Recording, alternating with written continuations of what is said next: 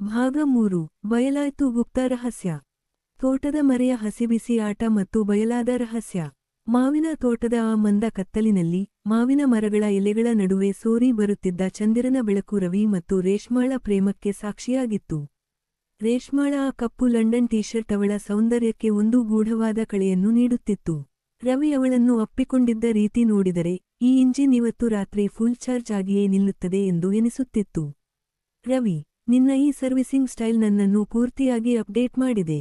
ಇಷ್ಟು ದಿನ ನೆಟ್ವರ್ಕ್ ಇಲ್ಲದೆ ಸುಮ್ಮನಿದ್ದ ಈ ಮಷೀನ್ ಇವತ್ತು ಹೈ ವೋಲ್ಟೇಜ್ನಲ್ಲಿ ರನ್ ಆಗ್ತಿದೆ ಎಂದು ರೇಷ್ಮಾ ಅವನ ಎದೆಗೆ ಒರಗಿಪಿಸುಗುಟ್ಟಿದಳು. ರವಿ ಅವಳ ಕೆನ್ನೆಯನ್ನು ಸವರಿ, ರೇಷ್ಮಾ, ನಿನ್ನಂತಹ ಹೈ ಸ್ಪೀಡ್ ಸಾಫ್ಟ್ವೇರ್ ಸಿಕ್ಕ ಮೇಲೆ ನನ್ನ ಟೂಲ್ಸ್ ಕಿಟ್ ಇನ್ನೂ ಪೂರ್ತಿಯಾಗಿ ಓಪನ್ ಮಾಡೋಕೆ ವೇಟ್ ಮಾಡ್ತಿದ್ದೆ. ಇವತ್ತು ರಾತ್ರಿ ಈ ಬಯಲು ಗಾಳಿಯಲ್ಲಿ ನಮ್ಮ ಡೇಟಾ ಟ್ರಾನ್ಸ್ಫರ್ ಪೂರ್ತಿ ಮುಗಿಸೋಣ.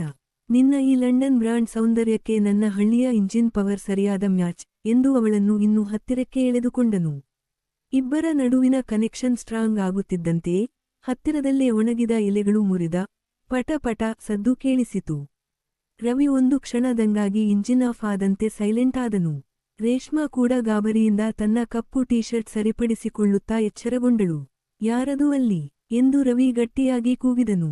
ಅವನ ಧ್ವನಿ ಇಡೀ ತೋಟದಲ್ಲಿ ಪ್ರತಿಧ್ವನಿಸಿತು.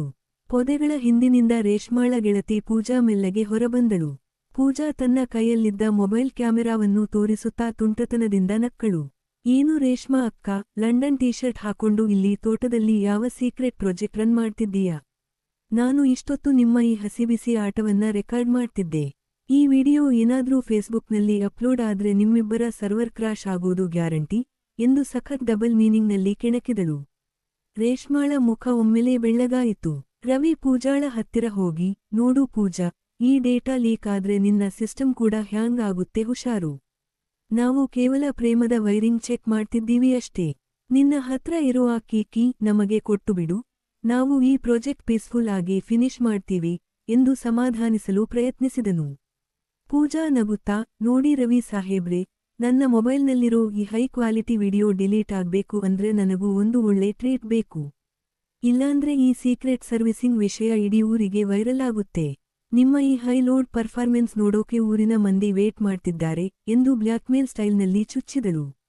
ರೇಷ್ಮಾ ಪೂಜಾಳ ಕೈ ಹಿಡಿದು, ಸುಮ್ಮನಿರು ಪೂಜಾ, ಇದು ಕೇವಲ ಟ್ರಯಲ್ ಅಷ್ಟೇ. ಅಸಲಿ ಫೈಲ್ ಇನ್ನೂ ಬಾಕಿ ಇದೆ. ರವಿ ನಂಗೆ ಪರ್ಫೆಕ್ಟ್ ಆಗಿ ಕನೆಕ್ಟ್ ಆಗಿದ್ದಾರೆ, ನೀನು ಇದನ್ನ ಹೈಪ್ ಮಾಡಬೇಡ.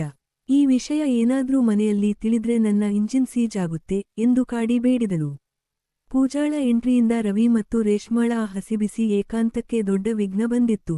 ಆದರೆ ಈ ರಹಸ್ಯ ಕೇವಲ ಪೂಜಾಳಿಗೆ ಮಾತ್ರ ಗೊತ್ತಾಗಿದೆಯೋ ಅಥವಾ ಊರಿನ ಬೇರೆ ಯಾರಾದರೂ ನೋಡಿಬಿಟ್ಟಿದ್ದಾರೋ ಎಂಬ ಆತಂಕ ರೇಷ್ಮಾಳನ್ನು ಕಾಡುತ್ತಿತ್ತು.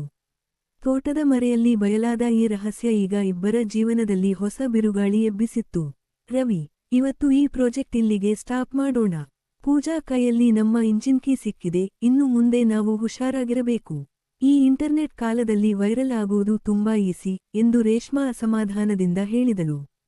ರವಿ ಅವಳ ಕೆನ್ನೆಯನ್ನು ಸವರಿ, ಚಿಂತೆ ಮಾಡಬೇಡ ರೇಷ್ಮಾ, ಈ ಇಂಜಿನ್ ಯಾವತ್ತೂ ಹ್ಯಾಂಗ್ ಆಗಲ್ಲ. ಪೂಜಾಳನ್ನ ಹೇಗೆ ಹ್ಯಾಂಡಲ್ ಮಾಡೋದು ಅಂತ ನನಗೆ ಚೆನ್ನಾಗಿ ಗೊತ್ತು.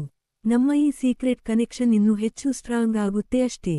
ಇವತ್ತು ರಾತ್ರಿ ಈ ಶಾರ್ಟ್ ಸರ್ಕ್ಯೂಟ್ ನಮ್ಮನ್ನ ಇನ್ನೂ ಹತ್ತಿರ ಮಾಡಿದೆ ಎಂದು ಭರವಸೆ ನೀಡಿದನು. ಕಪ್ಪು ಟೀಶರ್ಟ್ ಸುಂದರಿಯ ರಹಸ್ಯ ಈಗ ಪೂಜಾಳ ಮೊಬೈಲ್ನಲ್ಲಿ ಬಂದಿಯಾಗಿತ್ತು. ಮನೆಯ ಕಡೆಗೆ ಹೆಜ್ಜೆ ಹಾಕುತ್ತಿದ್ದಾಗ ರೇಷ್ಮಾಳ ಮನಸ್ಸಿನಲ್ಲಿ ಒಂದು ಪ್ರಶ್ನೆ ಕೊರೆಯುತ್ತಿತ್ತು. ಈ ವಿಡಿಯೋ ಏನಾದ್ರೂ ಮನೆಯವರಿಗೆ ತಿಳಿದರೆ ಅಥವಾ ಊರಿನ ಗೌಡರ ಕಿವಿಗೆ ಬಿದ್ದರೆ ಈ ರೋಚಕ ಪ್ರೇಮದಾಟಕ್ಕೆ ಫುಲ್ ಸ್ಟಾಪ್ ಬೀಳುತ್ತಾ? ರವಿಯ ಮೇಲಿನ ಅವಳ ವ್ಯಾಮೋಹ ಮತ್ತು ಪೂಜಾಳ ಈ ಹೊಸ ಟ್ವಿಸ್ಟ್ ಕಥೆಯನ್ನು ಇನ್ನೂ ಹಸಿಬಿಸಿಯಾದ ತಿರುವಿಗೆ ಕೊಂಡೊಯ್ದಿತ್ತು. ರೇಷ್ಮಾ ತನ್ನ ಲಂಡನ್ ಟೀಶರ್ಟ್ ಅನ್ನು ಮತ್ತೊಮ್ಮೆ ಸರಿಪಡಿಸಿಕೊಂಡಳು, ಆದರೆ ಅವಳ ಹೃದಯದ ಬಡಿತ ಮಾತ್ರ ನಾರ್ಮಲ್ ಆಗುತ್ತಿರಲಿಲ್ಲ. ರವಿ, ಮುಂದಿನ ಅಪ್ಡೇಟ್ ಯಾವಾಗ ಎಂದು ಮೆಲ್ಲಗೆ ಕೇಳಿದಾಗ ರವಿ ನಗುತ್ತಾ, ನಾಳೆ ಬೆಳಗ್ಗೆ ಹೊಸ ನೆಟ್ವರ್ಕ್ನಲ್ಲಿ ಸಿಗೋಣ ಎಂದು ಕಣ್ಣು ಹೊಡೆದನು.